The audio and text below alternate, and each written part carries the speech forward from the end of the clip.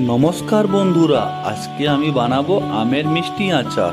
বাগানে আমার আমগুলোকে কেটে ভালো করে ধুয়ে আমি শুকিয়ে নিলাম। তারপরে ঘি আর পাঁচফোড়নটাকে কম আঁচের মধ্যে ভালো করে ভেজে দিলাম, আর আমগুলোকে তার মধ্যে দিয়ে দিলাম। তার মধ্যে পরিমাণ মতো লবণ আর পরিমাণ মতো হলুদ দিয়ে ভালো করে নাড়াচড়া করলাম। তারপরে জল দিয়ে আর অনেকটা গুড় দিয়ে অনেকক্ষণ নাড়াচড়া করলাম, যতক্ষণ না গুড়টা ভালো করে আমের মধ্যে একদম মিশে যায়। দেখো কি সুন্দর আমের মধ্যে গুড়টা একদম পুরো মিশে গেছে।